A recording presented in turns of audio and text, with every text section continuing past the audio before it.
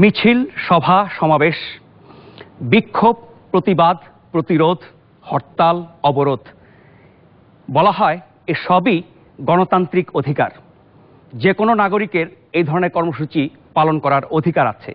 কিন্তু প্রশ্ন হচ্ছে, অন্য নাগরিকের অধিকার খর্ব করে এই ধরনের কর্মসূচি পালন করাটা কতটা গণতান্ত্রিক, কতটা যৌক্তিক? আমরা দেখি কয়েকশো মানুষের একটি মিছিল হলে 2 কোটি মানুষের ঢাকা শহর অচল হয়ে পড়ে।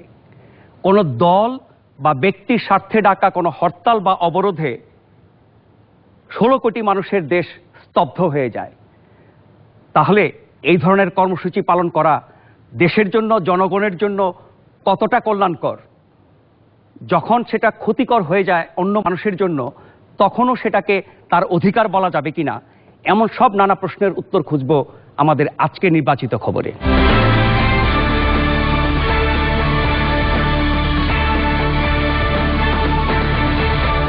রাস্তাঘাটে বা ঘনবসতিপূর্ণ এলাকায় জনসভা করার ব্যাপারে আমরা কথা বলেছি বিভিন্ন রাজনৈতিক দলের নেতা এবং বিশিষ্টজনদের সাথে, যারা এই বিষয়ে তাদের মত দিয়েছেন। অনেকেই বলেছেন ঢাকার মতো এমন একটি কর্মব্যস্ত শহরে যেদিন কাজকর্ম হয় সেদিন না করে ছুটির দিনে নির্দিষ্ট জায়গায় এ ধরনের জনসভা করা যেতে পারে। এই বিষয় নিয়ে প্রতিবেদন তৈরি করেছেন আমাদের বিশেষ প্রতিনিধি বাজিদ আহমেদ। চলুন আমরা শুরুতেই সেই প্রতিবেদনটি দেখে নিই।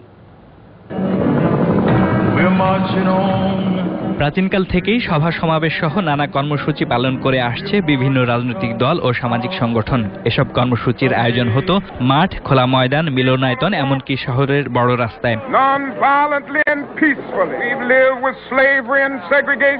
অবশ্য উন্নত দেশে জনদুর্ভোগ মাথায় রেখে সুশৃঙ্খলভাবে সভা সমাবেশ হয়। এদেশেও এমন অসংখ্য জনসভার নজির আছে।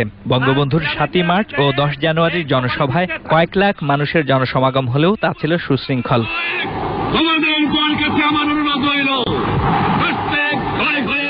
7ই মার্চ এবং 72-এর 10ই জানুয়ারি দুটি জনসমাবেশের অংশ ছিলাম আমি, এবং বিশাল জনসমুদ্র সেদিন শ্রোতা ছিল। কিন্তু আজকে জনসমাবেশ করতে গিয়ে যে পরিমাণ বিশৃঙ্খলা এবং জনদুর্ভোগ তৈরি হয়, তখন তা ছিল না। আগে মানুষ ছিল কম আর বেশিরভাগ মানুষই পায়ে হেঁটে জনসভায় যেতেন। কিন্তু এখনকার জনসভায় দলগুলোর শক্তি ও জনসমর্থন দেখানোর প্রতিযোগিতায় নামার ফলে বাস ও ট্রাকে করে কর্মী সমর্থক নিয়ে আসে। জনসভার আশেপাশে নির্দিষ্ট জায়গা না থাকায় রাস্তায় যেনতেনভাবে গাড়ি রাখা হয়। এতে চরম ভোগান্তিতে পড়ে শিক্ষার্থী, অফিস, ব্যবসা প্রতিষ্ঠান অথবা বাসাগামী মানুষ। বাদ যায় না অ্যাম্বুলেন্সে থাকা রোগীরাও। জায়গা নির্ধারণ আছে, এটাকে আমরা কিভাবে আরো সুশৃঙ্খল করা যায়, জনগণের দুর্ভোগ যাতে না হয় সেই ধরনের ব্যবস্থা কি নেওয়া যায়, সেগুলো নিয়ে আলোচনা হতে পারে। এবং এই আলোচনায় আমরা ঐক্যমত, জাতীয় ঐক্যমত তৈরি হতে হবে। কনসেনসাস করে যদি একটা জায়গা স্থির করে নেই, সেখানে লক্ষাধিক লোক যদি হয়, এমন জায়গা ঠিক করতে হবে যেখানে আমাদের ট্রাফিকের প্রভাব কম পড়বে। নির্দিষ্ট জায়গায় জনসভা করতে ভারতের হাইকোর্টের রায় আছে জানিয়ে সাবেক নির্বাচন কমিশনার সাখাওয়াত হোসেন বলেন, সদিচ্ছা থাকলে বিদেশের মতো এদেশেও রাজনৈতিক দলগুলো টেলিভিশনে সরাসরি কর্মসূচি প্রচার করতে পারে। এতে জনসভায় কর্মী সমর্থক আনার ঝামেলা যেমন থাকবে না, তেমনি বিশৃঙ্খলা এবং খরচও কমবে। অনেক দেশে কিন্তু দেখা যায় যে কোর্টের রায় এ ধরনের ব্যবস্থাপনা হয় যে অন্তত ছুটির দিনে যেতে হয়। বিদেশে শহরের পার্ক, মাঠ ও মিলনায়তনে জনসভা এবং রাস্তায় সুশৃঙ্খলভাবে পথসভা হলেও এদেশের চিত্র ভিন্ন। তাই ছুটির দিন ও নির্দিষ্ট জায়গায় সভা সমাবেশ করা যেতে পারে। লন্ডনে সেখানে যে মার্চ হয় সেটা সাধারণত রবিবার ছুটির দিনে হয়। ট্রাফালগার স্কোয়ারে সবাই জড়ো হয়, অথবা হাইড পার্ক কর্নার। উদ্দেশ্য হচ্ছে জনগণকে জানানো এবং জনগণের সমর্থন পাওয়া। সেখানে এটা তো হতে পারে না যে তাদেরকে বিরক্ত করে তাদের বিরাগ ভাজন হবার জন্য। সেই জন্য আমি আশা করব যে আমাদের মূল রাজনৈতিক দল এই ব্যাপারে খুব সিদ্ধান্ত নেবেন। অনুমতি ছাড়া রাস্তায় জনসভা ও পথসভা নিষেধ থাকলেও তা মানা হয় না। জনসভা হলে সে জায়গা ও চারপাশের পরিবেশ নষ্ট হয় জানিয়ে সংশ্লিষ্টরা বলছেন, নগরবাসীকে ভোগান্তিতে না ফেলতে সব দল ও সংগঠনকে দায়িত্বশীল হতে হবে। বড় এই বুর্জুয়া দলগুলি তারা মানুষকে যেভাবে নিয়ে আসে, ফলে তাতে কিন্তু কোনো শৃঙ্খলা থাকে না। যারা উপস্থিত হয় তারাও সেখানে এসে ছুটাছুটি, চলাফেরা, হাঁটা এবং হয়তো যারা নিয়ে এসছে তাদের সঙ্গে দেন দরবার, বাগবিতণ্ডা এই সমস্ত করে ব্যস্ত থাকে। আর এদের স্বাভাবিকভাবে এই জটলা জমায়েত যখন হয় তার কোনো সুশৃঙ্খলা থাকে না। টাউন হল টাইপের মিটিং হয় এবং সেটা যদি প্রচার করা হয় তেমনি এই যে শহরের ভিতরে যে জনদুর্ভোগ সেটা কমবে এবং এই বক্তব্যগুলো বড় লার্জার সেকশনে বা লার্জার অডিয়েন্সের কাছে খুব তাড়াতাড়ি দ্রুত পৌঁছবে। রাজধানীবাসীকে জনসভার দুর্ভোগ থেকে বাঁচাতে সচেতনতামূলক প্রচারণা শুরু করা উচিত বলেও মনে করেন সংশ্লিষ্টরা।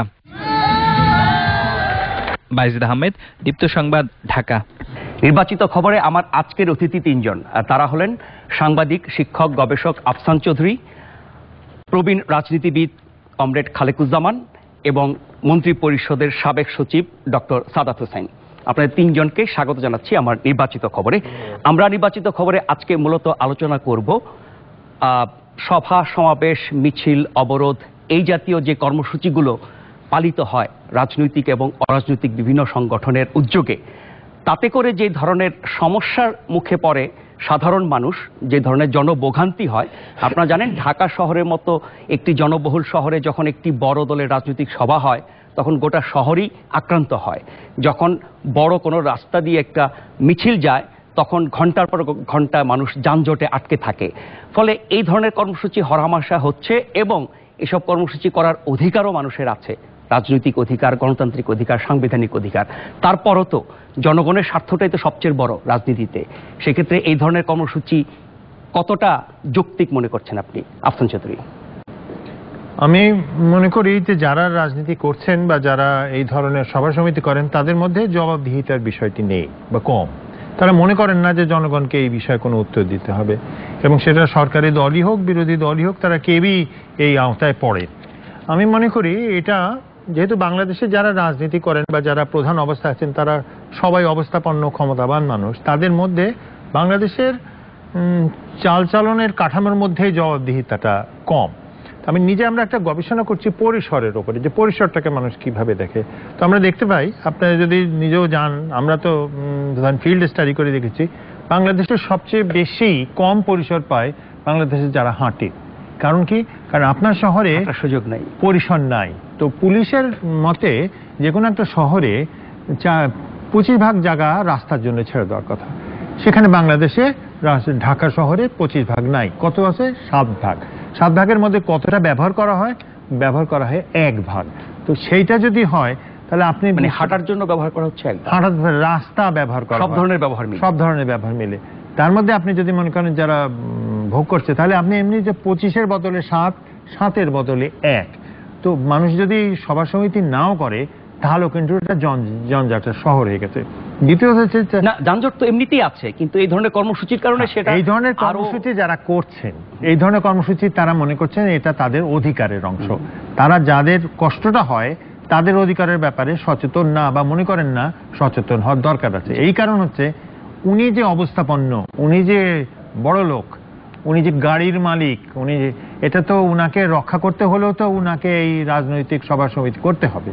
অতএব আমি মনে হয় এটার একটা বিশাল একটা তৈরি হয়ে গেছে যে সুবিধাভোগী শ্রেণীর কাছে ঢাকা শহরটা তার ব্যক্তিগত সম্পত্তির মতো মনে হয়। তো সেটা সে রাজনৈতিক হোক, সে ব্যবসায়ী হোক। কারণ আপনি যদি দেখেন রাস্তায় আপনি যে পরিমাণ ফুটপাতের উপরে মানুষের গাড়ি রাখে আর যে পরিমাণ ফুটপাতের উপরে লোকে মোটরসাইকেল চালায়, তাহলে আমরা দেখতে পাচ্ছি যারই সুযোগ আছে সে এটা করবে। তো সমস্যাটা আমার মনে হয় যে রাজনীতিবিদরা মিছিল করেন সেটা কেবল না। গতকালই আপনি যেমন ধরেন প্রচন্ড ট্রাফিক জ্যাম ছিল, যেটা হয় যে আপনি যে ব্যবহার করছেন আপনার জবাবদিহিতা আছে কিনা, আপনি মনে করেন কিনা কাউকে এই বিষয়ে উত্তর দিতে হবে। মোটামুটি এই উত্তরদাতাহীন সমাজে এরকম অবস্থা হওয়াটাই, যে যা খুশি করে যাচ্ছে। কমরেড খালেকুজ্জামান, আপনি বহু বছর ধরে রাজনীতিতে যুক্ত এবং বাংলাদেশ স্বাধীনতার আগের পরের অনেক রকমের রাজনৈতিক কর্মসূচি আপনারা দেখেছেন, এখনো দেখছেন, কিন্তু ঢাকার বাস্তবতা তো অনেক পাল্টে গেছে। তারপরও কি আমরা একই ধরনের কর্মসূচির মধ্যে আটকে থাকবো? বিষয়টা কিন্তু এখানে যে জনসভার দিনই শুধুমাত্র যানজট তৈরি হয় বা এই বিষয়টা এরকম নয়।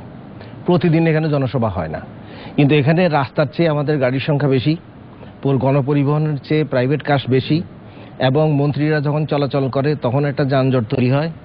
অপরিকল্পিত একটা নগর ব্যবস্থার কারণেও একটা বিশৃঙ্খল অবস্থা সারাক্ষণ বিদ্যমান থাকে। যানজটটা আমাদের আলোচনার বিষয়, শুধু যানজট না, এই ধরনের অনুষ্ঠান যখন খোলা স্থানে করা হচ্ছে যখন তখন, তাতে করে যে জনদুর্ভোগ এবং নিরাপত্তাহীনতার ব্যাপারগুলো ঘটে, এই কর্মসূচির ক্ষেত্রে কোন রকমের বিকল্প ভাবা যায়? কর্মসূচির জন্য গণদুর্ভোগ হয় না, কারণ আমি পরে এই বিষয়টা বলছি। প্রথম কথা হলো, একটা 1,64,00,000 মানুষের বসবাসের যে ঢাকা নগরী, তার জন্য যে খেলার মাঠ, তার সুইমিং পুল, শরীরচর্চা জিমনাসিয়াম, স্টেডিয়াম, ইনডোর আউটডোর, নাট্যশালা, সিনেমা হল, পার্ক, কমিউনিটি অনুষ্ঠান হল, খোলা উদ্যান, বাগান, শিশু বিনোদন পার্ক, জনসভার ময়দান, সেমিনার, সিম্পোজিয়াম, আলোচনা সভা, সংবাদ সম্মেলন ইত্যাদি, লাইব্রেরি, এই সব কিছু মিলে আমি তো অল্প কয়েকটা বললাম, এই আয়োজনগুলি কি আছে এখানে শহরে?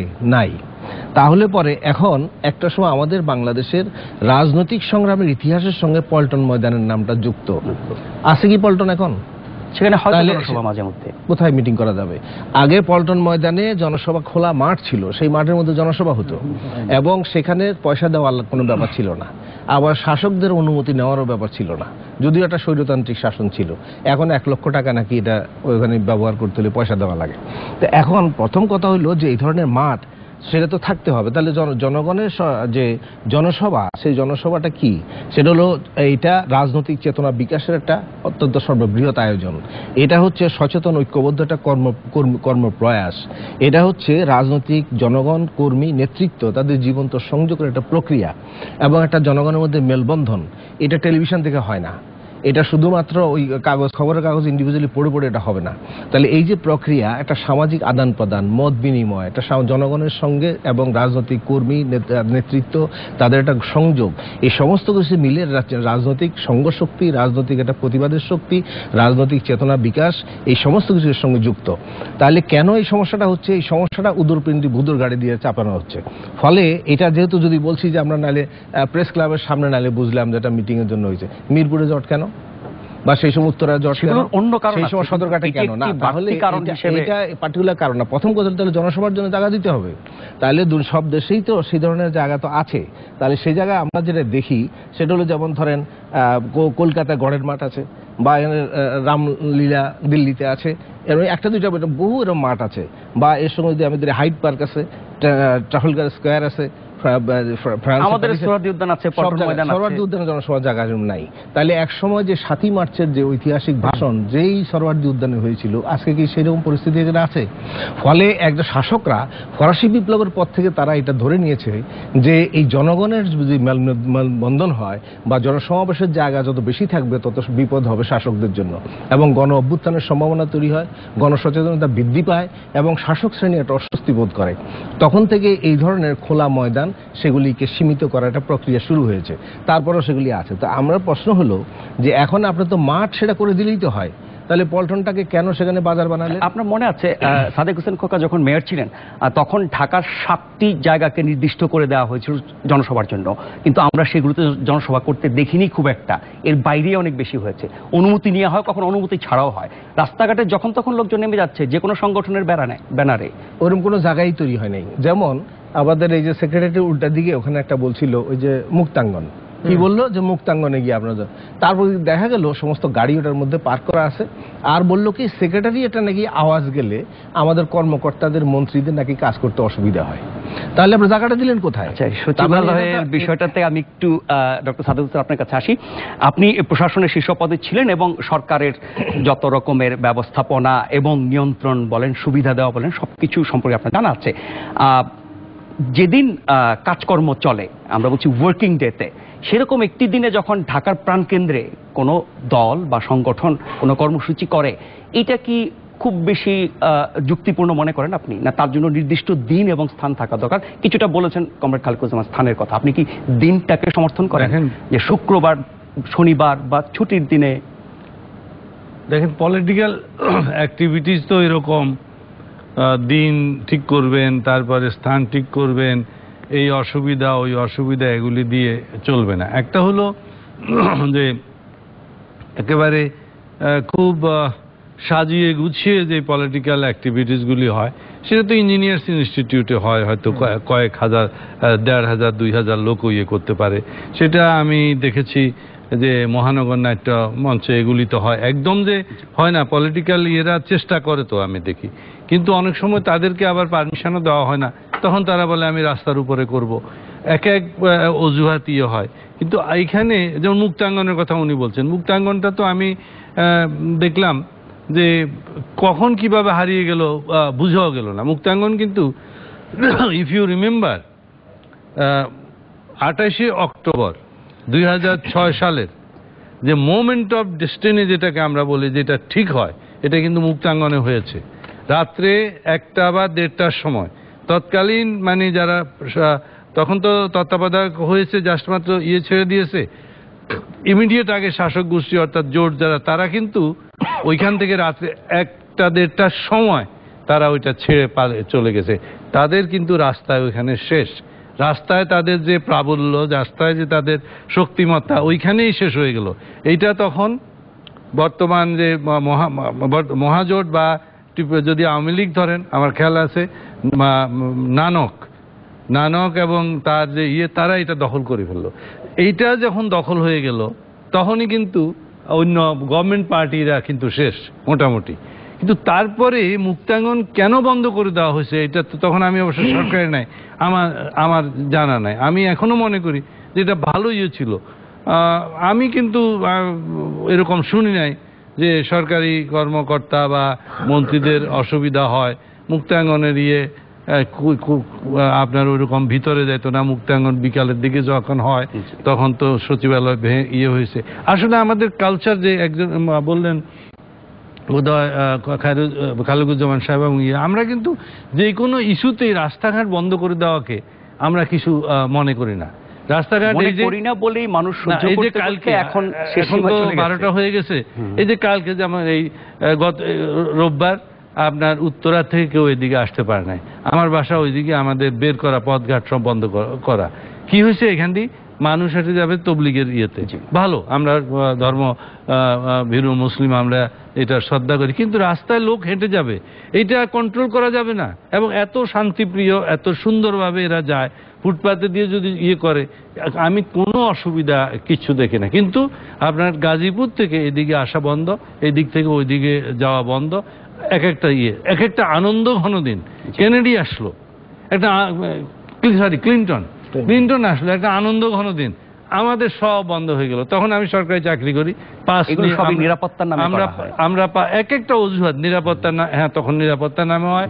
বিদেশে ফুটবল ক্রিকেট প্লেয়াররা যখন যায় তখন বন্ধ করা থাকে। আপনি আপনি শুধু বড় বড় ভিআইপি ছাড়াও অন্যরা গেলেও বন্ধ করা থাকে। আর ভিভিআইপি যখন যায়, আমরা শুধু একটা কথা শুনি, মুভমেন্ট আছে, আমরা জানি না কতক্ষণে ছাড়বে, ঘন্টার পর অনিশ্চয়তার মধ্যে। আমি একটা সাজেশন দিয়েছিলাম যে আমাদের তো ভিআইপি বেসিক্যালি 2-3 জন, দেশের মধ্যে 2 জন। আমরা ওনাদের হেলিকপ্টার সার্ভিস দিতে অসুবিধা কি? ওনাদের তো জায়গাগুলি খুব নির্দিষ্ট করা, এখান থেকে উঠবে ওইখানে নামবে, ওইখান থেকে উঠবে, তাহলে কিন্তু অনেক রক্ষা হয়। আজকাল তো বড় বড় ব্যবসায়ীরা জানেন হেলিকপ্টারে করে কিন্তু শহরতলিতে তাদের অফিসে যায়। অনেকেই প্রায় বোধহয় 10-12টা গ্রুপ এরকম। আমরা ওই জনসভা বা এসব কর্মসূচির জায়গায় যদি আসি, আপনি অনুমতির কথা বলছিলেন। ইদানিং আমরা বিএনপির মহাসচিব, ভারপ্রাপ্ত মহাসচিব, তার মুখে প্রায় একটি সমালোচনা শুনছি যে আজকাল সভা সমাবেশ করতেও অনুমতি লাগে, এটা কেমন গণতন্ত্র? কিন্তু একটি সভ্য দেশে নিয়ম কানুন শৃঙ্খলা মেনেই তো সবকিছু হওয়া উচিত। তো জনসভার জন্য বা বড় একটি দল যখন অনেক মানুষের জমায়েত করবে, তার জন্য কি অনুমতি লাগবে না? দেখেন, এগুলি হয় কত 6 মাসে একটা হয়। আর জায়গাগুলি যদি ফিক্স করা থাকে, এখনো ঢাকাতে জায়গাগুলি সমাবেশ কি অনুমতি নিয়ে করা হয়? সিটি কর্পোরেশন বা মহানগর পুলিশের অনুমতি নিয়ে কি করা হয়? ইনফর্ম করা উচিত যে আমরা এখানে এটা করব। কিন্তু এই যে প্রেস ক্লাবের সামনে প্রতিদিনই কিছু না কিছু হচ্ছে, বাইতুল মোকাররম কেন্দ্রিক কিছু কর্মসূচি প্রতি শুক্রবারই হচ্ছে। প্রেস ক্লাবের এখানে এগুলো কি কোনো অনুমতি নেই? মতিঝিল থেকে আমার বাসা পর্যন্ত যাওয়ার সময় আমি প্রেস ক্লাবের এখান দিয়ে প্রায় প্রতিদিন গিয়েছি, আমি কিন্তু কোনো প্রবলেম দেখি নাই। ওরা রাস্তার এক পাশ যখন বন্ধ করে রাখে, আরেক পাশে যখন দ্বিমুখী গাড়ি চলে, সেটা কি সমস্যা হয় না? বন্ধন করতেছে, কতগুলি পোস্টার লাগানো আছে, আমরা গাড়ি চলে যেতেছি। তার থেকে অনেক বেশি কষ্ট পাই আমরা শেরাটন ক্রস করতে। শেরাটন ক্রস করে যখন শেরাটনে পড়তাম, আমি আল্লাহ করতাম যে আজকে কি বাসা যেতে পারবো, কখন আটকে গেছি জানি না, কখন ছাড়া হবে। এই যে জনভোগান্তিটা কিন্তু অনেক কারণে হয়। এই যে আপনি বরং প্রেস ক্লাবের এখান দিয়ে বিভিন্ন জায়গাতে এই যে দড়ি চুঙ্গা দিয়ে যে আপনার পেঁচিয়ে দিছে দেশ, আমি লিখছি একটা দড়ি চুঙ্গায় পেঁচানো পথ কেমনে যাবে আমার রথ। তাহলে সেগুলি তো অনেক বেশি কষ্ট দেয়। কথা হলো কষ্ট আমরা সবাই মিলে সবাইকে দিতেছি, নিজের ছাড়া। আমার মনে হয় আমরা বোধহয় বেশি চলাচল এবং যানজটের দিকে চলে যাচ্ছি। আমাদের বিষয়টা ছিল যে রাজনৈতিক অরাজনৈতিক কর্মসূচি যেগুলো খোলা জায়গায় রাস্তাঘাটে মাঠে ময়দানে পালিত হয়, পরিকল্পিত বা অপরিকল্পিত, অনুমতি নিয়ে বা না নিয়ে, সেগুলোর ক্ষেত্রে কি কোনো পরিবর্তন আনা যায় না? উন্নত দেশে কি আমাদের মতো হরহামেশায় রাস্তায় নামে এরকম জনসভা করে গোটা শহরাঞ্চল করে দেয়, হাজার হাজার গাড়ি নিয়ে এসে জনসভায় যোগ দেয়, এরকম ব্যবস্থাপনা নিশ্চয়ই উন্নত দেশে নাই? আফসান চৌধুরী, আমার মতে উন্নত দেশের সঙ্গে তুলনা করার তো কোনো মানে হয় না, আমরা একটা উন্নত দেশ না। ভারতেও কিন্তু হাইকোর্ট রায় দিয়েছে নির্দিষ্ট জায়গার বাইরে জনসভা করতে পারবে না। অনেক ভালোভাবে আমরা কি তাহলে ভালো কিছু আশা করব না? আপনার ভারতের রাজনীতি তো ম্যাচিওর, আপনার দেশের রাজনীতিকে আপনি তো কিছুতেই কোনোভাবেই ম্যাচিওর বলতে পারেন না। আপনি চিন্তা করুন যে আপনি যে কথাটা তুলেছেন, আমাদের দেশের প্রধানমন্ত্রী কদিন আগে যে সভা করলেন তাতে ঢাকায় যে যানজট হলো, প্রধানমন্ত্রী তো নিজের তো নিশ্চয়ই সবচেয়ে বেশি ধারণা আছে যে যানজট হবে। উনি যদি তখন বলেন যে এই যে ট্রাফিক জ্যাম, বিশাল ট্রাফিক জ্যাম হলো, এটা দেখে মনে হলো দেশের অবস্থা ভালো, কারণ অনেক মানুষ গাড়ি কিনতে পারছে। তো তাহলে রাজনৈতিকরা যদি যখন মিছিল করে তারা নিজে যে প্রয়োজন হয়, রাজনৈতিক প্রয়োজনই বলেন আপনি, এই কথাটা বলবেন। বিএনপি যদি আজকে একটা মিটিং করে, মিটিং বলবে যে দেখো আমার কত সমর্থন আছে। আমার মনে হয় রাজনৈতিক দলগুলোর যে বিষয়টা আছে তারা নিজেদের দিকে তাকিয়ে রাজনৈতিক দলগুলো করে। আমি যখন বিবিসির করেসপন্ডেন্ট, আমার মনে আছে আওয়ামী লীগ একটা মিটিং করলো, বিশাল আয়োজন হলো। তো আমি তো কাভার করছি, কাভার করার পরে আমি বিএনপির লোকজনকে জিজ্ঞেস করলাম যে ভাই আওয়ামী লীগ তো বড় মিছিল করলো, বলে আমরাও এর চেয়ে বড় মিছিল করব, এর চেয়ে বড় মিটিং করব, এবং আমরা শুধু এখানে তো সবার আসার সুযোগ হয়েছে, আমরা কেউ শুধুমাত্র ছাত্র লীগের লোকদের, যুবলীগের লোকদের নিয়ে করব। তো ঠিক আছে, তো তাহলে যেটা একটা শব্দ আমাদের দেশে আছে, শো ডাউন, আমি এত লোক আনছি, তুমি কত লোক আনছো, তুমি তাহলে আপনার রাজনৈতিক চর্চাটা খুব স্থূল পর্যায়ে, কত লোক আমার সমর্থন করে এই দেখো, কিন্তু সেটা তো আর আপনার নির্বাচনের মধ্যেও প্রমাণিত হয় না। তো আমার যেটা মনে হয় যে আমাদের রাজনীতির চর্চাটা যদি ভিন্ন হয় তাহলে আমরা বলতে পারবো যে হ্যাঁ ঠিক আছে, এরকম রাজনীতির যে প্রকাশটা আছে সেটা ভিন্ন। তো যেহেতু আমার রাজনীতির চর্চার মধ্যে কোনো জবাবদিহিতার বিষয় নেই, আমি যা মোটামুটি করতে পারি তাহলে আমরা সেটা করবো। আপনি বিএনপির খেয়াল করুন, বিএনপি যখন আন্দোলনে নির্বাচন থেকে সরে গেল, বিএনপি তো আর কারোর প্রতি জবাবদিহি ছিল না, বা মনে করেন অনির্দিষ্টকালের জন্য অবরোধ, 15 সংশোধনী যেটা হলো, এটা হচ্ছে জবাবদিহিতামূলক ছিল না। আমার কাছে মনে হয় যে রাজনীতির সঙ্গে মানুষের যে ব্যবধান, যেটা অনেকেই দেখতে পান না, কিন্তু যেটা সাধারণ মানুষের সঙ্গে কথা বলে খুব পরিষ্কার হয়ে যায়, খুব খুব দূর হয়ে গেছে। এই যেসব ব্যাখ্যা বিশ্লেষণ আপনারা দিচ্ছেন, এগুলো নিয়ে আসলে সাধারণ মানুষ কিন্তু দিন শেষে এটাই ভাবে সে তার চলাফেরা কাজকর্ম নিরাপদে করে আসতে পারবে। এই ধরনের রাজনৈতিক কর্মসূচি কি লক্ষ্য, কি উদ্দেশ্য, দলীয় স্বার্থ না ব্যক্তির স্বার্থ না দেশের স্বার্থ না গণতন্ত্রের স্বার্থ, সেটা তার কাছে বিষয় না। তার প্রতিদিনকার জীবনটা হচ্ছে অনেক বেশি গুরুত্বপূর্ণ, সেই রাজনীতি থেকে এত বেশি দূরে। এই ব্যাপারে, এই যে সভা সমাবেশ করার ব্যাপারে সাধারণ মানুষ কি ভাবছেন, আমরা কিছু মানুষের বক্তব্য তুলে নিয়েছি, চলুন আমরা একটু শুনে নেই তারা কি বলেছেন।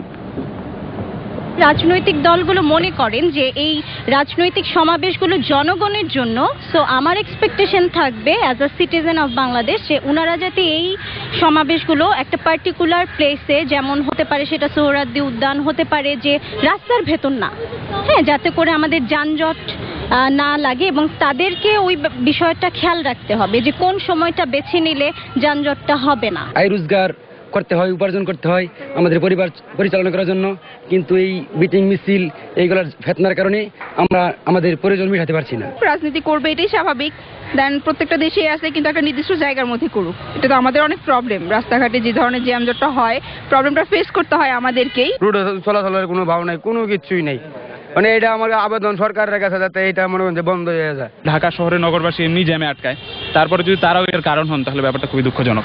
আমরা এটার একটা ভালো সমাধান চাই, যে একটা নির্দিষ্ট জায়গায় তারা সহ সমাবেশগুলো করুন। এই সমস্ত কর্মসূচিগুলো তারা করতে হইলে শান্তি শৃঙ্খলা ভাবে করা উচিত, মানুষ মারে মানুষের ক্ষতি করে করা উচিত না। আমাদের চলাফেরা খুবই কঠিন হয়ে দাঁড়ায়। মিছিল করে কিংবা অবরোধ করে, এগুলোর দ্বারা জনগণের দুর্ভোগ আরবে।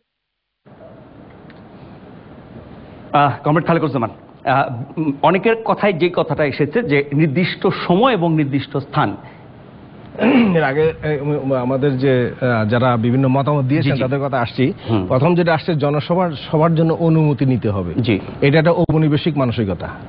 কারণ তার মানে হচ্ছে যখন যেখানে যে খুশি করে ফেলবে। কথাটা এরকম না, কথা হচ্ছে যে জনসভা মানে কি, একটা দল তার নীতি আদর্শ তার কর্মসূচি এবং জনগণের কাছে তার কিছু বার্তা পৌঁছাবে। তাহলে আমরা একটা দল কিভাবে চিন্তা করি কিভাবে ভাবি সেটা কি শাসক দলের কাছে অনুমতি নিতে হবে? এখন প্রশ্ন আসে ভাবনার অনুমতি না, এখন বলছি কাজটা করার জন্য এটা অনুমতি বলে না, এটা কর্মসূচির জন্য অনুমতি, এটা অনুমতি না, এটা হলো তাদেরকে জানানো এই জন্য যে 4টা পার্টি যদি করতে চায় তাহলে যাতে এটা শৃঙ্খলা বিধান হয়, তা যারা আগে আসবে তারা সেই আগের স্থানটা পাবে, এই ব্যবস্থাটা করা। কিন্তু তারা এখানে নিয়ন্ত্রণ আরোপ করতে পারে না। আমি জনসভা করব, একটা জনগণের কাছে একটা মতামত দেব, জনগণ সেখানে আসবেন, এই জায়গায় এসে শাসক দল এটা নির্ধারণ করে দিতে পারে না। এখানে কতগুলো কথা গুরুত্বপূর্ণ ওনারা বলছেন। কি বলছেন? যে আয় উপার্জন করে আমাদের খেতে হয়, আমরা এটা কষ্ট হয় যদি এইভাবে হয়। আর একটা বলছেন কি যে শান্তি শৃঙ্খলা সেখানে অনেক সময় বিঘ্নিত হয়, এবং বলছেন যে জনগণ যে আমি আটকা পড়ে ইত্যাদি কথাগুলি বলছেন। এখন দেখেন যে আমরা পাকিস্তান আমলে দেখেছি যে একটা জনসভা যখন হয় সেই জনসভা সেখানে মানুষের যারা আসতো, যারা জনসভা করতেন, যেমন পল্টনের কথাই ধরেন, পল্টনের সেই ফজলুল হকের মিটিং বলেন, সরওয়ার্দী বলেন, শেখ মুজিব বলেন, মাওলানা ভাসানী বলেন, এদের মিটিং যেই মানুষগুলি আসতো, হাজার হাজার মানুষ আসতো, কিন্তু কোনো বিশৃঙ্খল অবস্থা থাকতো না। কারণ কম ছিল না, কমের জন্য না, টাকা দিয়ে আনতো না, এরা একটা চেতনার বিকাশের প্রক্রিয়া। কারণ এই রাজনৈতিক দল মানুষের কাছে কিছু কথা বলতো এবং সমস্যাগুলি তুলে ধরতো। মানুষ এখানে আসতো যে নেতারা কোন সমাধান দেয় এবং এদের দাবিগুলি কিভাবে তুলে ধরে এবং এই ব্যাপারে তাদের ব্যাখ্যা বিশ্লেষণ কি, সেই জন্য আসতো। ফলে লক্ষ মানুষ যদি একত্র হয় সেখানে বিশৃঙ্খল হয় না, যদি সেখানে একটা রাজনৈতিক সঠিক উদ্দেশ্য এবং আদর্শ কাজ করে। রাজনীতি নীতি আদর্শ যখন থাকে, জনগণের সঙ্গে সম্পৃক্ত থাকে, জনজীবনের সমস্যা নিয়ে যখন আলাপ আলোচনা হয়, মত বিনিময় হয়, মানুষ সেখানে তার সঙ্গে যুক্ত হয়, একটা শৃঙ্খলার মধ্য দিয়ে আসে। সেই সম্পৃক্ততা, জনসম্পৃক্ততা না থাকার কারণে দলীয় স্বার্থে যা কিছু হচ্ছে তার ফলাফল নিয়ে কিন্তু আমরা কথা বলছি। একটা বিরতির পর ফিরে আসবো ডক্টর সাদাত হোসেন আপনার কাছে। আপনারা দীপ্ত টিভিতে দেখছেন নির্বাচিত খবর। বিরতির পর নিশ্চয়ই আমাদের সাথে থাকবেন, সেটি আশা করছি। ধন্যবাদ আমাদের সাথে থাকবার জন্য। আপনারা নির্বাচিত খবর দেখছেন দীপ্ত টিভিতে। ডক্টর সাদাত হোসেন, যে কথাগুলো বলছিলেন কমরেড খালিকুজ্জামান, যে জনসভা এর আগে পাকিস্তান আমলে বা বাংলাদেশের বিভিন্ন সময়ে যেরকমটা হতো, জনগণের যে সম্পৃক্ততা ব্যাপার ছিল, মানুষ স্বেচ্ছায় যেত এবং মনে করত যে এই জনসভায় যা কিছু বলা হবে, যা কিছু নির্দেশনা দেওয়া হবে তার সাথে সে একাত্ম, তার স্বার্থ আছে। ফলে জনসভা বলতে যা বোঝায় সত্যিকার অর্থে জনগণের সভাই হতো, দলের কর্মীরা তো থাকতো।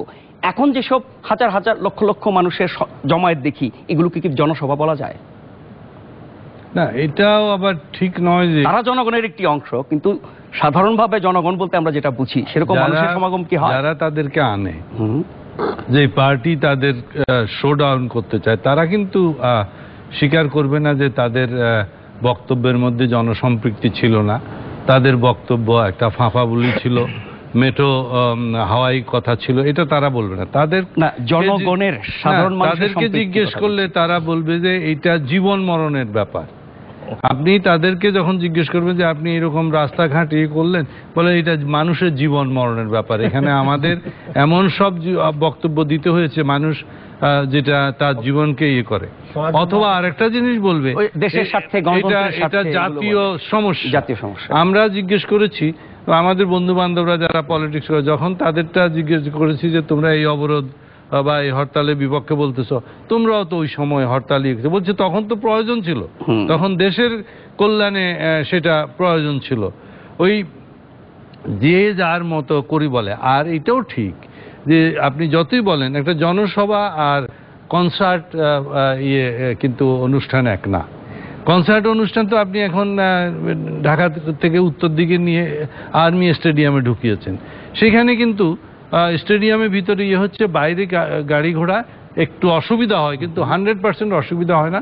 কারণ ওই যে আপনি বলছেন সুশৃঙ্খলভাবে বিআরটিসির শত শত বাস বিআরটিসি এবং এগুলি দাঁড়িয়ে থাকে, কিন্তু ভিতরে হচ্ছে। এখন জনসভাকে কি আপনি সেইভাবে করতে পারবেন? আপনি একটা জায়গায় দেখান, ধরেন আমি একটা পার্টির আপনি আমাকে পারমিশন দিলেন যে জনসভা করেন না ওই মাঠে ভিতরে, মিরপুরের একটা জায়গায়, আমি বললাম এখানে জনসভা করে কি লাভ, এখানে তো কেউ দেখবে না। আমাকে তো জনসভা, আমি যদি পার্টির চিফ হই তাহলে আমাকে তো জনসভাগুলো দেখাইতে হবে যে আমার জনসভাতে লোক হয়েছে, আমার জনসভার কারণে রাস্তাঘাট একটু বন্ধ হয়েছে। এই যে যাদেরকে দেখাইতে চাওয়ার কথা আপনি বলছেন, না শক্তি প্রদর্শন, যেমন আপনি যখন মারামারি বলে নিষ্ঠুরতা কিন্তু আপনার শক্তি প্রদর্শনের একটা উপায়, যে আপনি যে শক্তিশালী হয়েছেন নিষ্ঠুরতা দিয়ে। বড় বড় মাস্তানরা কি করে, তারা দুই একটা নিষ্ঠুরতা দেখায়, তারপরে তার প্রভাব হলে ওরে বাবা ডেঞ্জারাস, তো এই করছে অমুক। কিন্তু শহরের কেন্দ্রে যখন এই শক্তি দেখাতে যায়, সেই শক্তি কারা দেখছে? যারা ওই জনগণ, যারা এই কর্মসূচিতে আসেন।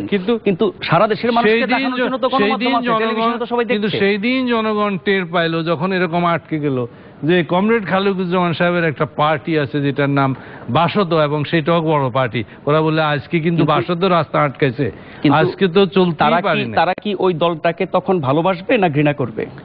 ভালোবাসা ঘৃণা, তারা দলটাকে ইনফ্লুয়েন্সিয়াল মনে করবে। আপনি এখানে ভালোবাসা শুনেন, ভালোবাসা জিনিস, যারা যানজটে পড়ে, দুর্ভোগে পড়েন, নিরাপত্তাহীনতায় পড়েন, তারা কিন্তু গালমন্দই করেন। না, গালমন্দ করে আবার ভোটও তাদেরকে দিবে। উনারা তো খুব ভালো মানুষ। এটা যদি ধরেন এই যে বাসদ, তারপরে কমিউনিস্ট পার্টির মধ্যে এত ভালো মানুষ কোথায় পাবে? ভোটে দাঁড়ালে তো কিছু পায় না, কারণ ওইখান আবার ভোটও দিবে। এটা অদ্ভুত ব্যাপার। আমরা বিভিন্ন এমনকি ভালো ভালো জায়গায় যেখানে ধরেন বড় বড় ক্লাব ইয়েটির ইলেকশনে আমরা দেখেছি কেমনে সেই লোকই ভোট পায়, এবং এগুলি ফ্রড বা আপনার জালিয়াতির ইলেকশন, সেই লোকই পায় যাকে তারা দাপুটে মনে করে। কথাটা বেশি দাপুটে কথাটা খুব ভয় না, তার কাছে কিছু প্রাপ্তির আশায়। প্রাপ্তি ভয় না, তার ইনফ্লুয়েন্স, তার আসর পড়ে আপনার উপরে।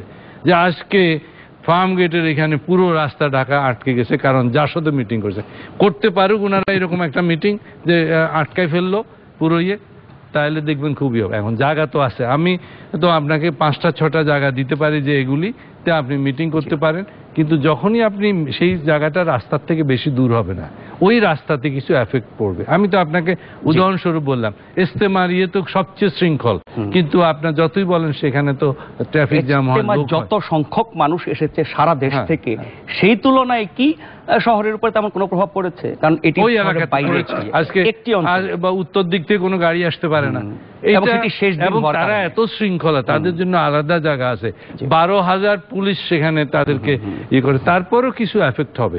যেখানে মানুষ যখন খুব বেশি হয় তখন শৃঙ্খলা কিন্তু পুরা রাখা যায় না। আমি হজের সময় দেখেছি, যেদিন মানে হজের আগে জুমা, যেখানে সমস্ত লোক আসে, এভরিথিং কলাপসেস, পুলিশ টুলিশ সব পালায় চলে যায়। মানে মানুষের একটা প্রেশার আছে, তো সেটা দেখাইতে চায়। আর তারা সবসময় বলে করে যে এইটা জনগণের ইয়ে, তারা মনে করে টিকে থাকতে হলে এরকম ভাবে সবকিছু জনগণের নামই হয়। আমরা আমাদের আজকে নির্বাচিত খবরের বিষয়ে বিশিষ্ট কিছু ব্যক্তির কথা শুনবো, তারপরে আবার আলোচনায় আসবো। আমাদের রাজনৈতিক দলগুলো জনগণের কাছে যেতে পারছে না, এটাই হচ্ছে আমাদের এই রাজনীতির দুর্বলতা। যারা ক্ষমতার রাজনীতি করে তারা তো যেতে চায় না, যাওয়া প্রয়োজন নেই। যারা ক্ষমতার রাজনীতির বাইরে যেতে চায়, সমাজ পরিবর্তন করতে চায়, তারাও ঢাকা শহরের বাইরে যেতে পারছে না, বা মফস্বল শহরের সীমাবদ্ধ থাকছে তার বাইরে। এইটা হচ্ছে এটার দুর্বলতা, জনগণের কাছে যাওয়া যে এদের পক্ষে সম্ভব হচ্ছে না। সমাবেশে এই ধরনের কর্মসূচিতে সাধারণ মানুষের যারা এর সঙ্গে যুক্ত নয়, আমি তার জীবন বিপন্ন করার অধিকার তো কারো নাই।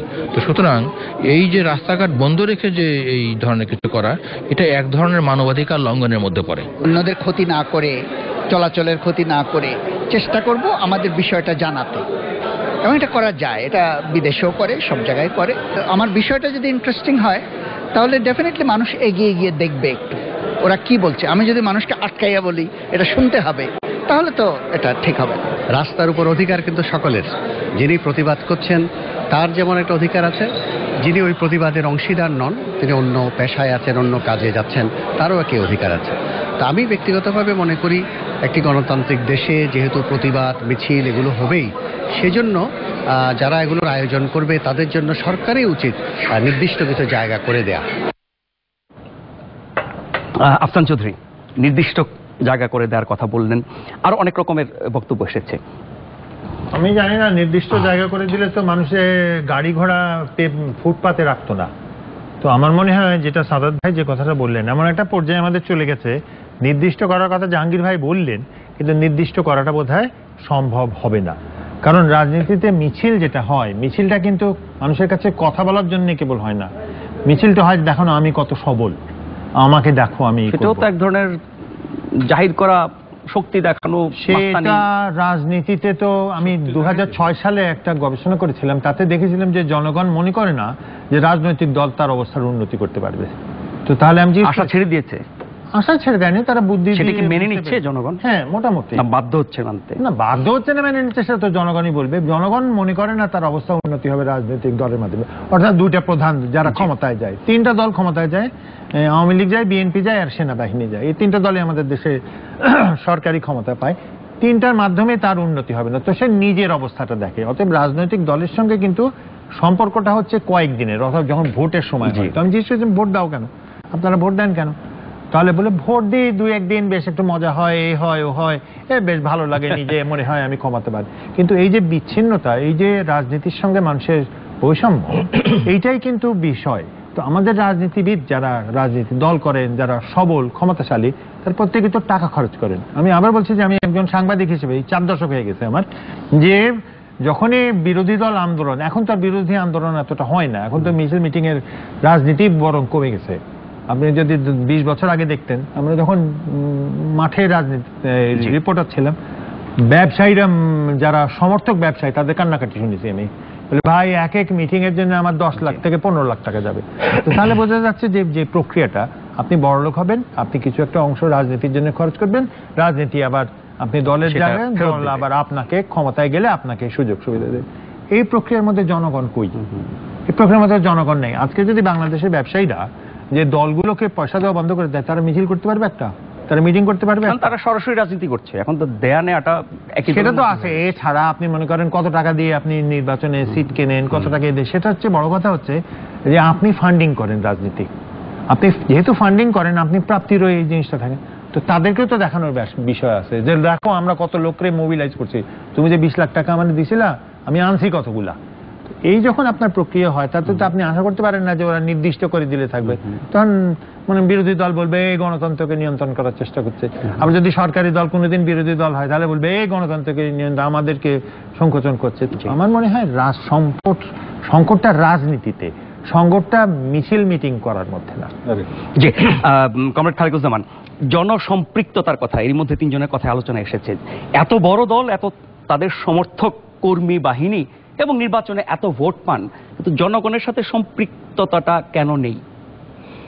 আগে যে কথাটা আসছে সেটা হলো, একটা যদি আবহাওয়া এখানে বিষাক্ত হয়ে যায় এবং সেই জায়গায় যদি মানুষের একটা জীবন ধারণের উপযোগী এবং সেই ধরনের পরিবেশ না থাকে, তাহলে যত সবল মানুষই হোক সে দুর্বল হয়ে যাবে।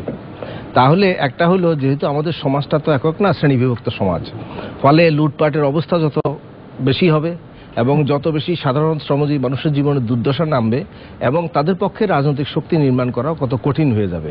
এর অর্থ আমি এটা বলছি না যে না আমরা সব সঠিক করছি, বা সেটা বামপন্থার রাজনীতির অতীত ইতিহাসে অনেক ভুলভ্রান্তি আছে বা সেটা অনেক দেয়, কিন্তু তারা সবসময় জনগণের পক্ষে দাঁড়িয়েছে।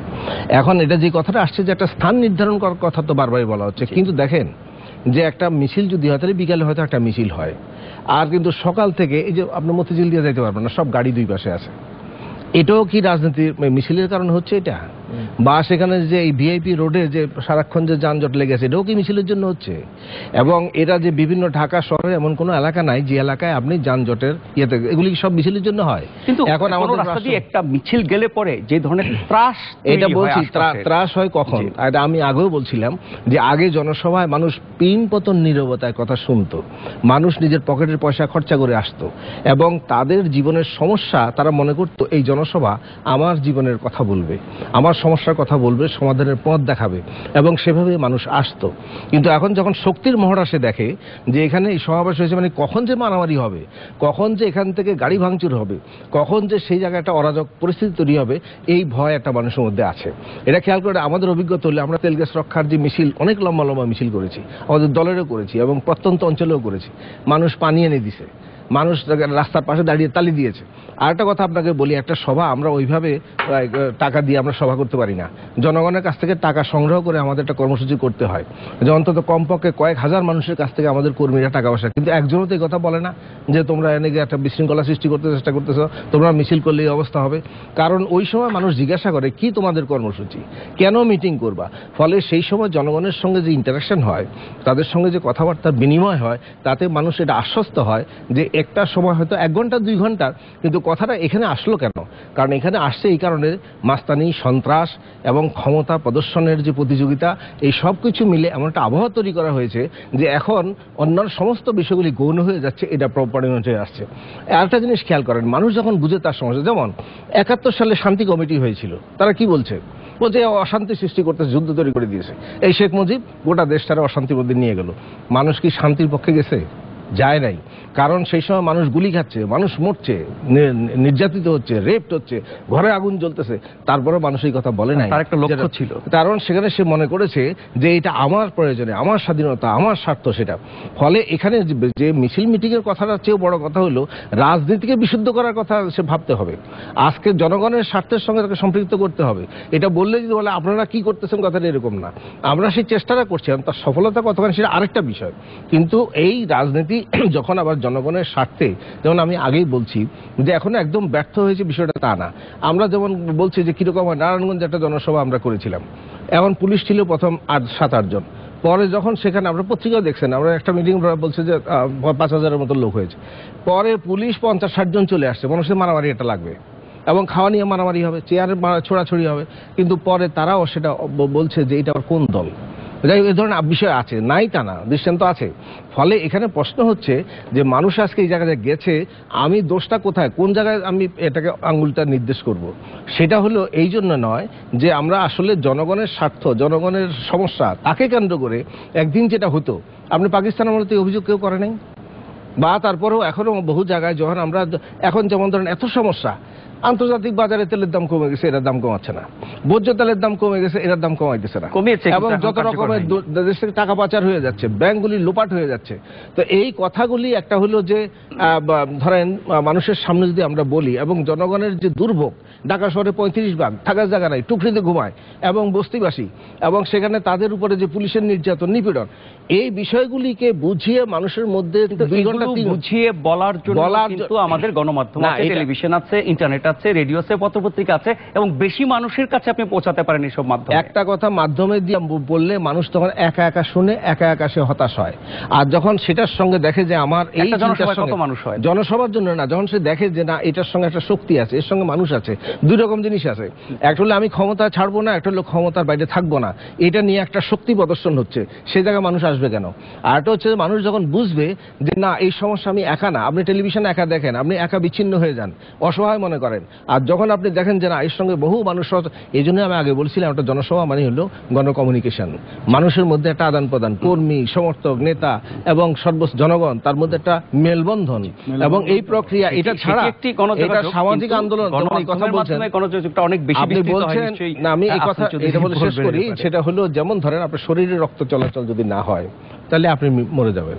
তাহলে সমাজে যে একটা আদান প্রদান প্রবাহ, সেই প্রবাহটা একটা আইডিয়ার, একটা চেতনার, একটা মানুষের জনজীবনের সমস্যা, দুর্ভোগের সমাধানে, আমরা সেই জায়গাটা ফিরিয়ে আনার পরিবর্তে আপনি এখনো যে যান, এই যে আমি আসার সময় সে কি হলো দেখলাম যে জটের মধ্যে, একদিন তো প্রোগ্রামই বাতিল হয়ে গেছে, কিন্তু মন্ত্রী সাহেবের গাড়ি চলে গেল ডান দিক দিয়ে, আরেকদিন হয়তো রাষ্ট্রপতি যাবেন বা প্রধানমন্ত্রী যাবেন, তারপর দেখা গেল 2 ঘন্টা জট হয়ে আছে।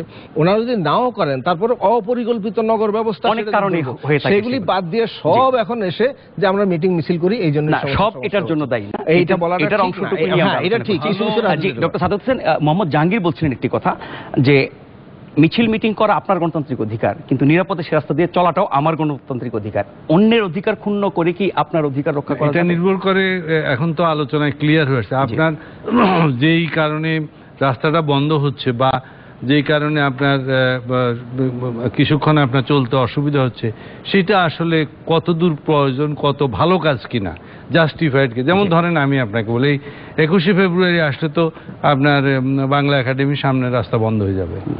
এখানে তো তখন আপনার গাড়ি দুনিয়া ঘুরে যাইতে হবে তখন পয়লা 21শে ফেব্রুয়ারি তো সেগুলো ওই যে জনসম্পৃক্ততা এবং তাদের স্বার্থ লক্ষ্য উদ্দেশ্যের মানে মানুষ জনসম্পৃক্ততা, কৃষকের কি সম্পৃক্ততা আছে এখানে? কিন্তু যেসব করতে পারে মানুষ ভালো কাজ মনে করে, আপনি মনে করে, মানুষ মনে করে যে এটা কাজটা খারাপ না। 21শে বইমেলা আমাদের মনের জিনিস আমরা পছন্দ করি, সেজন্য তারা আপনি কাজটা পছন্দ করেন কিনা।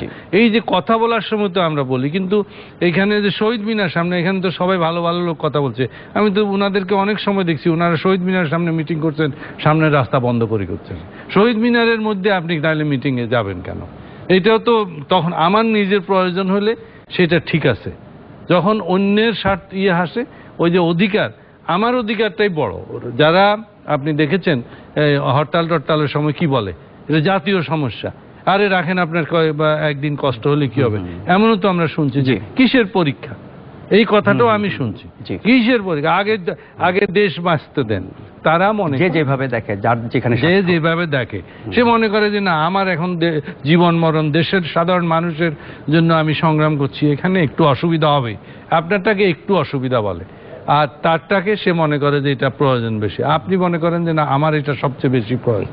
কে কিভাবে দেখছে? আর এটাও তো ঠিক, আপনার ধরেন আমরাও তো মধ্যবিত্ত শ্রেণী, অনেক বড় হয়ে গেছি আমরা, সংখ্যায় অনেক বেশি। গাড়ি আগে কয়টা ছিল?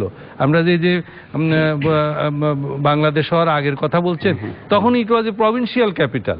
প্রভিন্সিয়াল ক্যাপিটাল মানে হলো ছোট্ট ইয়েতে যার একই সাবজেক্ট সবাইকে এফেক্ট করে। এখন কিন্তু সেটা নয়। গুলিস্তানে মিটিং হইতেছে, গুলশানের লোক আমি জানিও না যে এটা যে একটা কিছু আজকে হচ্ছে। এখন কিন্তু অনেক না, সেজন্য এখন মেট্রোপলিটন কসমোপলিটন সিটি হয়ে গেছে, কাজে এইখানে কিন্তু মানুষের মনের অবস্থাও এরকম হয়ে যায়। আই ডোন্ট কেয়ার যে সেন্ট্রাল ঢাকাতে কি হইতেছে, নর্থ ঢাকার লোক কেয়ার করে না। সাউথ ঢাকা তো আপনি চেনেনই না। আপনি এই যে জনতা বলছেন, সাউথ ঢাকাতে 25 বছর হয়তো আপনি জানি নাই। আমরা এখানে যারা নর্থ ঢাকাতে থাকি 20 বছর হয়তো কোনো যাওয়ারই দরকার। সুতরাং জনতা বলতে হোমোজিনিয়াস গ্রুপ না। জনতা আপনার কাছে, জনগণ আপনার কাছে মনে হচ্ছে হোমোজিনিয়াস গ্রুপ, এটা হোমোজিনিয়াস গ্রুপ না। আমার এক বন্ধু, মন্ত্রী বন্ধু বলছিল যে দেশের জনগণ কম, আমি বললাম 13 কোটি। বলে কিসের 13 কোটি? 1300 লোকরে আপনি ঠিক রাখেন, আপনার কোনো অসুবিধা হবে না। সংখ্যাগরিষ্ঠ মানুষের কথা আমরা সেভাবে ভাবি না। আমরা আলোচনার প্রায় শেষের দিকে, আমরা সবশেষ জানতে চাইব যাদের কর্মসূচি নিয়ে আমরা আলোচনাটা করছি তারা কি বলছেন। যে সরকার যদি অন্তত ঢাকা শহরে বিভিন্ন উন্মুক্ত মাঠ যেগুলো আছে ওগুলিকে একটি আইনের মধ্যে এনে রাজনৈতিক দলগুলোকে মাঠের মধ্যে সমাবেশ করার পারমিশন দেয়, সেই ক্ষেত্রেও কিন্তু আরো আমার মনে হয় যে একই জায়গায় কেন্দ্রীভূত না হয়ে ডিসেন্ট্রালাইজ হলে এই সমস্যাটা সমাধান হয়ে যায়। খুব বেশি জন দুর্ভোগ নিয়ে আসে এটা আমার কাছে মনে হয়। এর চেয়ে অনেক বড় বড় সমস্যা তো আছে।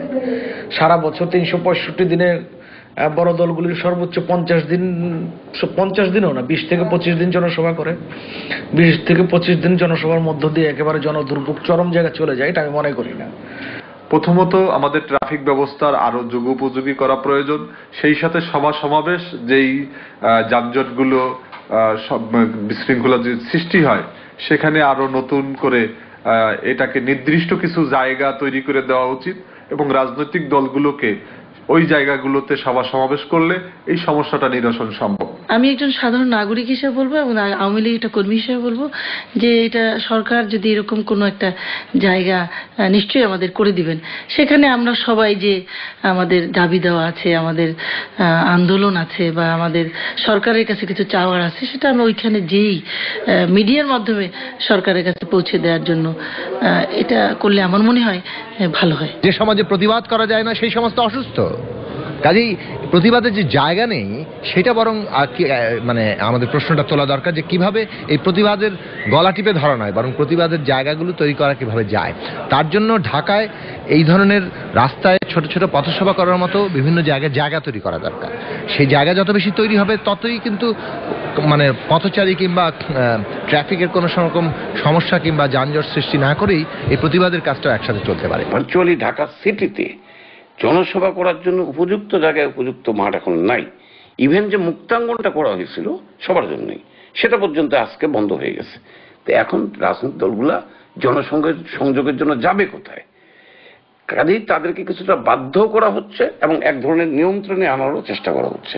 যদি পারমিশন ছাড়া কেউ জনসমাবেশ করে, পথ চলাচলে বিঘ্ন সৃষ্টি করে, তার বিরুদ্ধে আইন অনুযায়ী ব্যবস্থা নেওয়ার বিধান আমাদের রয়েছে এবং আমরা সবাইকে এর আগেও সতর্ক করেছি ভবিষ্যতে যাতে এই ধরনের কর্মকাণ্ড না করে, অন্যথায় আমরা শক্ত এবং কঠোর ব্যবস্থা নেব। আমরা শেষের পর্যায়ে চলে আসি, 1 মিনিট করে শুনবো। আফসান চৌধুরী, আপনি গণমাধ্যমের মানুষ হিসেবে বলেন, গণমাধ্যমের ব্যবহার বাড়িয়ে দিয়ে বা এখন যে প্রযুক্তির যুগে আমরা আছি, ইন্টারনেটের কত সুযোগ আছে গণযোগাযোগ করার, সামাজিক যোগাযোগের মাধ্যমে, এবং সেগুলো অনেক শান্তিপূর্ণ এবং ক্ষতিকর না, সেদিকে আমরা বেশি আগাতে পারি কিনা এই ধরনের গণভিত্তিক জনগণের উদ্দেশ্যে নেওয়া কর্মসূচিগুলোর ক্ষেত্রে? আপনি আজকের আলাপ শুনে বুঝতে পারবেন যে আমাদের কিন্তু মৌলিক অবস্থান হয়তো আজকের অবস্থানের সঙ্গে একটু ভিন্ন। যে সমস্যাটা কিন্তু রাজনৈতিক সভা নয়, সমস্যা হচ্ছে রাজনীতির চরিত্র। আর শারদ ভাই যে কথাটা বললেন এটা খুব গুরুত্বপূর্ণ, যে 1300 লোককে ঠিক রাখতে পারলে ক্ষমতায় ঠিক রাখা যাবে। রাজনৈতিক দলগুলো 1300 লোককেই ঠিক রাখুক, রাজনৈতিক দলের জনগণকে বাদ দিয়ে দিক, জনগণের কোনো ভূমিকা নেই, সেটা খালেকুজ্জামান সাহেব তার পিছনে দৌড়াক, কিন্তু আওয়ামী লীগ আর বিএনপি জনগণকে ছেড়ে দিয়ে ক্ষমতায় থাকুক। কারণ বিষয়টা তো ক্ষমতায় থাকা বা ক্ষমতায় যাওয়া, এর সঙ্গে তো জনগণের উন্নতি অনুন্নতি এটার কোনো সম্পর্ক খুঁজে পাওয়া যায় না। যে খালেকুজ্জামান, জনগণের যেহেতু কোনো ব্যাপার থাকে না, সেক্ষেত্রে কেন রাস্তাঘাটে নেমে জনগণের কাছে যাওয়ার চেষ্টা? জনগণের ব্যাপার ছাড়া অন্তত আমরা এই ধরনের কোনো সভাও করি না, কোনো সমাবেশ মিছিলও করি না। এখন যে কথাটা আসছে, ঢাকা শহরে কমপক্ষে 40টা জনসভার জায়গা তো থাকা দরকার মিনিমাম। আর যে প্রেস ক্লাবের কথা আসছে, প্রেস ক্লাব সাংবাদিকরাই বা কিভাবে জানবে, কোথায় যাবে সে? ফলে প্রেস ক্লাবের সামনে যে চলে যাওয়া, এই জন্য যে এখানে আবার বিকল্পও আছে। কারণ আপনারা খেয়াল করে দেখবেন যে পল্টন থেকে এসে এদিকে সেক্রেটারিয়েটের সামনে দিয়ে রাস্তা, বিকল্প রাস্তা আছে, যদি পুরাটা ব্লকও হয়ে যায় তারপরেও কিন্তু বিকল্প আছে, বিকল্প নাই তা না। আর এখানে যে মানববন্ধন যেগুলি আসলে শুধু রাস্তার পাশে দাঁড়িয়ে থাকে, এগুলি একটা অজুহাত। এক এক সময় বলা হয়তো যে রিক্সার জন্য নাকি যানজট হয়, ভিআইপি রোডে তো রিক্সা নেই, এখানে জট কেন? ফলে এই ধরনের কথা অবাস্তব কথা। আসল মূল কথা হলো যে জনসম্পৃক্ত রাজনীতি এবং জনগণকে যুক্ত করা, এটা একটা প্রক্রিয়া। ফলে এখানে কিন্তু কোনটা কত বেশি জট সৃষ্টি হচ্ছে, এটার চেয়ে বড় কথা হলো যে কোনো ক্ষেত্রে আইন মানবেন না, এখানে এসে আইন দেখাবেন। তো ফলে এইটা আসলে একটা রাজনীতিকে নিয়ন্ত্রণ করা, মানে পকেটস্থ রাখার একটা ব্যবস্থা ছাড়া কিছু না। ফলে আজকে এই যে মানুষের মধ্যে ধারণাগুলি চলে এসছে, এটা কিন্তু একটা নীতিহীন অসুস্থ রাজনীতির বিরুদ্ধে প্রতিবাদ এবং তার উল্টা দিকে জনগণ সম্পৃক্ত রাজনীতির একটা গণ আকাঙ্ক্ষা। ফলে মানুষ আগামী দিনে সেই রাজনীতির সঙ্গে কি হয়, আগে আমি বলছি মানুষ হাততালি দেয়, মানুষ পানি খাওয়ায়, মানুষ এসে বরঞ্চ বলে যে আপনারা জোরে ভালোভাবে বলেন, এটা প্রতিবাদ আরো শক্তভাবে করেন, এই কথাগুলি মানুষ বলে। ফলে আমরা আশা করি আগামী দিনে অন্তত কমপক্ষে 40টি জনসভার সুনির্দিষ্ট স্থান নির্ধারণ করা হবে এবং সেইভাবে গোটা নগর জীবনের যেগুলি আমি আগে বললাম সেই ব্যবস্থাগুলি করা হবে এবং রাজনীতিকে এই কলুষিত রাজনীতির শক্তি প্রদর্শনের জায়গা থেকে গণমুখী রাজনীতির জায়গায় নিয়ে আসার জন্য আমরা জনগণকে আহ্বান জানাই, সেই দিকে মানুষ এগিয়ে আসবে। ডক্টর সাদুল হোসেন, আপনাকে দিয়ে শেষ করব, এই ধরনের রাজনৈতিক কর্মসূচির ক্ষেত্রে কোনো সংস্কার পরিবর্তন আনা কি প্রয়োজন নেই? আমরা তো আরো অনেক উন্নত পদ্ধতি, দেখেন এই কথা তো অনেকেই বলে, যেমন হরতালের কথা অনেকে বলে, হরতাল অবরোধ নিয়ে অনেক আলোচনা করা যায়, আমি ধরছি না, যদি হরতাল কিন্তু ওই 2, 3, 4 দিন সবাইকে করতে হয়। বিএনপি সময় বিএনপি টানা 3 মাস তো আমি বলছি তো, সেটা হলো স্ট্র্যাটেজির ভুল। 3 মাস কোনো হরতাল হয় না, 3 মাস কোনো অবরোধ হয় না, 3 দিনের বেশি এগুলি হয় না। যে করতে গেলে কাউন্টার প্রোডাক্টিভ হবে, হয়েছেই নেপালে হয়েছিল। নেপালে কমিউনিস্ট পার্টির মতো পাওয়ারফুলিও 3 দিনের বেশি আপনার হরতাল করতে পারে না, 4 দিনের দিন অল প্রফেশনাল গ্রুপ বেরিয়ে গেছে। তখন আমরা বলছিলাম যে ওরা বাংলাদেশে আমাদের থেকে শিখুক কিভাবে হরতাল করতে হয়, কিন্তু পরে দেখা গেল আমরাও ভুল করছি। এগুলি স্ট্র্যাটেজি ভুল হলে আপনার এটা ফেল করবে, 3 দিনের বেশি হয় না। কিন্তু হরতালের বিপক্ষে আমি বলি, এই আমার খেয়াল আছে 14 দল মহাজোট যখন আপনার একটা মানববন্ধন করছিল এবং লং মার্চ করছিল, একেবারে সেই গাবতলী থেকে শুধু রাশেদ খান মেনন ওনারা ছিলেন, তখন মান্নান ভূঁইয়া বলছিলেন, উনি গভর্নমেন্টে ছিলেন, যে গুড ইভিনিং ওয়াক। কারণ এটা গায়ে না লাগলে কিন্তু আমি আপনার কোনো পাত্তা দিব না। মানববন্ধন হলে রাস্তার পাশে দাঁড়িয়ে থাকলে কিন্তু কেউ গভর্নমেন্টের আবার গায়ে লাগে না, আপনার কারো গায়ে না লাগলে কিন্তু আবার হবে না। গায়ে লাগানোর জন্য কথা, গায়ে লাগানোর জন্যই এগুলি লাগে, কারণ আপনাকে দাপুটে পলিটিক্স মানে ক্ষমতার একটা ব্যাপার আছে, একদম ক্ষমতা থেকে দূরে সরাবে না, এবং দাপুটে পনার একটা দাম আছে, সেই জন্য তারা ওইগুলি করে মাঝে মাঝে। তবে কোনো জিনিসই বাড়তি করা যায় না। হরতাল আমি আবারও বলছি খুব খারাপ জিনিস, কিন্তু কোনো সময় 3 দিনের বেশি করবেন না। অনেক ধন্যবাদ। আপনিও করেন 3 দিনের বেশি করবেন না। অনেক ধন্যবাদ ডক্টর সাদাত হোসেন, অনেক ধন্যবাদ কমরেড খালেকুজ্জামান, অনেক ধন্যবাদ আফসান চৌধুরী, আপনাদের 3 জনকে আমাদেরকে সময় দেওয়ার জন্য। যারা আপনারা শুরু থেকে আমাদের সাথে ছিলেন, আপনাদেরও অসংখ্য ধন্যবাদ। শেষ করছি নির্বাচিত খবর। দেখা হবে আগামী রোববার একই সময়ে। শুভরাত্রি।